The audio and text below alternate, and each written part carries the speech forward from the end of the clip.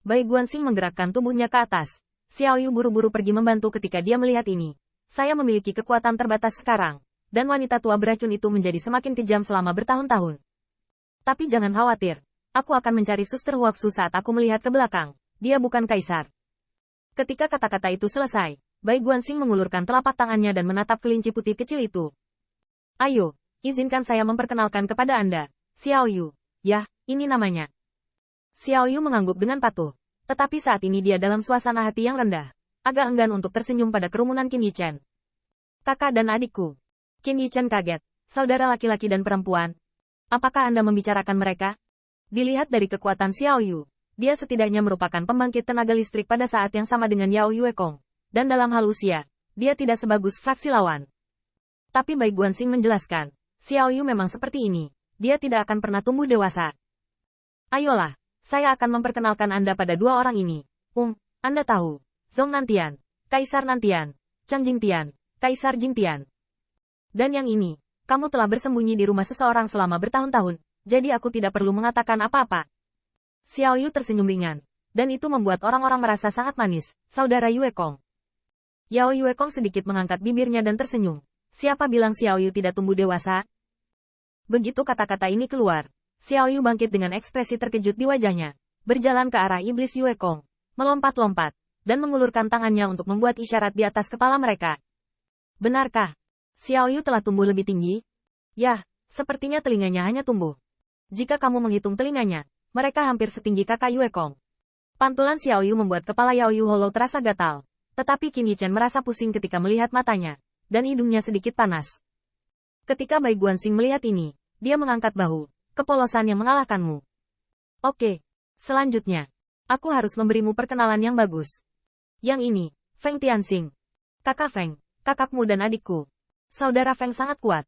Sekarang dia adalah Jenderal Wen Tiangwan, memegang pasukan besar berjumlah puluhan juta. Dia baru ada selama 30 tahun, dan dia telah melakukan begitu banyak prestasi. Mari kita bicara tentang yang terbaru. Setelah meludahi Raja Dewa Bulan Yin, bagus, kan? Qin Yichen tersenyum canggung. Ini juga dianggap prestasi. Bai Guanxing tampak tidak asing. Ada yang ini, permata di telapak tangan klan Kaisar Ke. Anda belum melihatnya. Pasangan itu baru saja menaburkan makanan anjing di Tangguh beberapa hari yang lalu. Xiao Yu terkejut, dan menatap Qin Yichen dan istrinya dengan mata polos. Makanan anjing? Kakek Fusang punya anjing? Apakah itu nenek moyang Xiao Yu? Bai Guanxing sedikit tidak berdaya. Xiao Yu masih sangat manis. Aku tidak memelihara anjing. Leluhur Xiao Yu juga tidak menyembah senior Fusang. Maksudku adalah bahwa kedua orang ini, yang baru saja melompat ke Laut Chaos, muncul tanpa cedera. Laut yang kacau. Tanda seru. Kedua telinga kelinci dari kelinci putih kecil itu bergetar sejenak dan terlihat sangat bersemangat. Kakak Tianxing, saudari Wenxing, kamu terlalu baik. Laut kekacauan. Xiao Yu hanya mendengar bahwa Longzhu pernah kembali. Kamu. Qin Yichen sedikit malu dipuji. Bukan apa-apa. Kakakmu Qian Kun dan kakak Yuekong juga melompat turun. Apa? Tanda seru. Xiao Yu terkejut. Telinga kelinci menjentikkan. Dan dengan efek suara yang lembut dan lucu, dia terpental di antara Bai Guanxing dan langit bulan iblis. Xiao Yu tahu bahwa Brother Qian Kun dan Brother Yuekong adalah pasangan yang cocok. Ahem. Xiao Yu, siapa yang mengajarimu ini? Kakakmu. Aku laki-laki. Begitu juga dengan adikmu Yuekong. Apa yang paling membuat Bai Guanxing pingsan adalah Xiao Yu tidak tahu harus berbuat apa. Jadi mengapa Qin Yichen berpikir begitu jahat? Tanda seru. Yah, jangan bicarakan ini. Ini Nona Xiao Yu. Long Yang, aku hanya tidak tahu bagaimana kalian berdua menjadi saudara dan saudari. Ketika Qin Yichen berbicara, Putri Wenqing tidak bisa menahan diri untuk tidak membelai telinga kelinci. Dia hanya merasa tangannya lembut dan hangat, berbulu, dan sangat imut. Sepasang telinga kelinci bergoyang dan tampak sedikit pemalu. Qin Yichen tidak bisa membantu tetapi cemberut ketika dia melihatnya. Jangan sentuh yang lain, oke?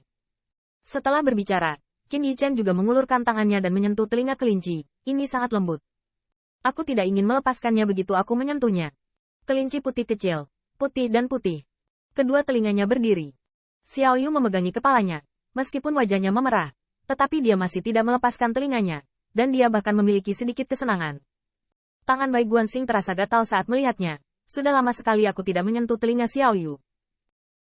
Mari kita bicara tentang bisnis. Xiao Yu, kalian seharusnya sudah akrab satu sama lain. Dia adalah adik dari istri Dai. Istri leluhur Dai. Qin Yichen terkejut. Dan tatapannya pada Xiao Yu tiba-tiba menjadi ramah. Tidak heran Bai Guanxing sangat memanjakannya. Ternyata dia adalah keluarganya sendiri. Tapi Qin Yichen segera mengajukan pertanyaan. Tunggu, nenek moyang Dai juga menikah dengan ras monster? Qin Yichen tiba-tiba teringat pada Tu Jiner. Dia sudah lama tidak mengusap telinga rubah adik perempuannya yang murahan. Dia tidak tahu mana yang lebih lucu dari telinga kelinci Xiao Yu. Tetapi siapa yang tahu bahwa begitu pernyataan ini keluar, Putri Wenxing membuatnya ngeri. Sialan klan Yao. Tentu saja istri leluhur Dai adalah klan manusia. Qin Yichen menutupi kepalanya dengan ekspresi wajah sedih. Bukankah itu berarti bahwa istri leluhur Dai adalah saudara perempuan Xiao Yu? Xiao Yu itu adalah iblis kelinci. Dan saudara perempuannya juga pasti iblis kelinci. Bai Guanxing juga merasa malu, memberitahu Qin Yichen masa lalu yang suram. Dahulu kala, istri Dai, bernama Chang'e. Sedangkan untuk Xiao Yu, itu adalah monster kelinci yang dikejar oleh ras monster lain dan lolos ke balapan monster. Chang'e melihat bahwa dia menyedihkan, jadi dia mengambilnya dan merawatnya di sisinya. Namun, era Dai dan Chang'e hidup, bagaimanapun, kacau selama bertahun-tahun. Saya takut Chang'e sendiri tidak akan memikirkannya. Suatu saat Dewa Bulan, juga karena dikejar oleh Raja Dewa Bulan Yin, melarikan diri ke umat manusia dan jatuh ke tubuh Chang'e. Dewa Bulan itu, tunggu sebentar. Raja Dewa Bulan Yin pernah berkata bahwa ada 3 Dewa Bulan di dunia. Yang satu adalah dia, yang lainnya adalah bibi kedua Jinmu Silang, Changxi, dan yang ketiga adalah Tao Permaisuri. Chang'e, tanda seru. Bai Guanxing mengangguk dalam diam, dan memang itulah masalahnya. Dewa Bulan itu memberi Chang'e kekuatan yang sangat kuat. Bisa dikatakan bahwa sejak saat itu, dia telah menjadi Dewa Bulan ketiga di dunia. Saat itu, Chang'e sedang menggendong Xiao Yu, dan bahkan mengajak Xiao Yu menikmati manfaat Dewa Bulan, terus berevolusi dari monster kelinci. Bai Guanxing menjelaskan, ngomong-ngomong, Xiao Yu agak mirip denganmu. Tapi sekarang bisa dianggap sebagai semacam dewa iblis bawaan. Jadi, ya, penampilannya juga sudah diperbaiki di masa lalu.